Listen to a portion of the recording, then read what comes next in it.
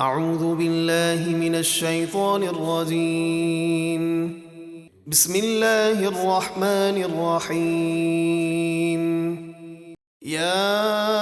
ایہا الذین آمنوا لا تقربوا الصلاة وأنتم سکارى حتى تعلموا ما تقولون ولا جنبا إلا عابري سبيل حتى تغتسلوا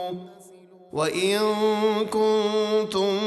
مَّرْضَىٰ أَوْ عَلَىٰ سَفَرٍ أَوْ جَاءَ أَحَدٌ مِّنكُم مِّنَ الْغَائِطِ أَوْ لَامَسْتُمُ النِّسَاءَ فَلَمْ تَجِدُوا مَاءً فَتَيَمَّمُوا صَعِيدًا طَيِّبًا فَامْسَحُوا بِوُجُوهِكُمْ وَأَيْدِيكُمْ ان اللہ کان عفوا غفورا۔ اے ایمان والو، نشے کی حالت میں نماز کے قریب نہ جاؤ یہاں تک کہ تم جو بات کہو اسے سمجھنے لگو تو نماز پڑھو، اور نہ ہی ناپاکی کی حالت میں نماز کے قریب جاؤ جب تک غسل نہ کر لو، مگر جب تم سفر کر رہے ہو اور پانی نہ ملے تو تیمم کر کے نماز پڑھ لو۔ اور اگر تم بیمار ہو یا سفر میں ہو یا تم میں سے کوئی قضائے حاجت یعنی بیت الخلاء سے آیا ہو یا تم نے عورتوں سے قربت کی ہو تو پھر تم پانی نہ پاؤ تو وضو اور غسل کی جگہ پاک مٹی سے تیمم کر لو، اس طرح کہ اپنے چہرے اور اپنے ہاتھوں کا مسح کرو، بے شک اللہ بہت معاف کرنے والا نہایت بخشنے والا ہے۔ أَلَمْ تَرَ إِلَى الَّذِينَ أُوتُوا نَصِيبًا مِّنَ الْكِتَابِ يَشْتَرُونَ الضَّلَالَةَ وَيُرِيدُونَ أَن تَضِلُّوا السَّبِيلَ۔ کیا آپ نے ان یہودی علماء کو نہ دیکھا جنہیں کتاب سے ایک حصہ ملا، یعنی وہ توریت کے ایک حصے پر ایمان لائے اور دوسرے کا انکار کیا؟ وہ گمراہی خریدتے ہیں، یعنی رسول اللہ علیہ السلام کی شان و عظمت کا انکار کر کے، اور چاہتے ہیں کہ تم بھی سیدھے راستے سے بہک جاؤ۔ واللہ اعلم باعدائکم وکفی باللہ ولیا وکفی باللہ نصیرا۔ اور اللہ تمہارے دشمنوں کو خوب جانتا ہے، اور اللہ تمہاری حمایت کے لیے کافی ہے، اور اللہ کافی ہے تمہارا مددگار۔ من الذين هادوا يحرفون الكلم عن مواضعه ويقولون سمعنا وعصينا واسمع غير مسمع وراعنا ليا بألسنتهم وطعنا في الدين ولو أنهم قالوا سمعنا وأطعنا واسمع وانظرنا لكان خيرا لهم وأقوم ولكن لعنهم الله بكفرهم فلا يؤمنون إلا قليلا۔ کچھ یہودی توریت میں اللہ کے کلاموں کو ان کی جگہ سے بدلتے ہیں، اور اے حبیب آپ کے سامنے زبان سے کہتے ہیں ہم نے آپ کی بات سنی، اور دل میں کہتے ہیں نہ مانی، اور زبان سے کہتے ہیں آپ ہماری بات سنیے، اور دل میں کہتے ہیں آپ سنائے نہ جائیں، یعنی بطور گستاخی کہتے ہیں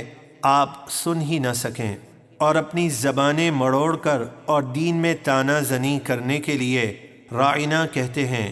اور اگر وہ یہ کہتے کہ ہم نے سنا اور مانا، اور حضور ہماری بات سنیے اور ہم پر نظر کرم فرمائیے،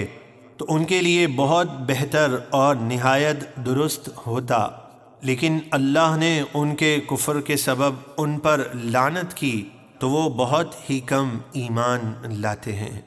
يا أيها الذين أوتوا الكتاب آمنوا بما نزلنا مصدقا لما معكم من قبل أن نطمس وجوها فنردها على أدبارها أو نلعنهم كما لعنا أصحاب السبت وَكَانَ أَمْرُ اللَّهِ مَفْعُولًا۔ اے اہل کتاب،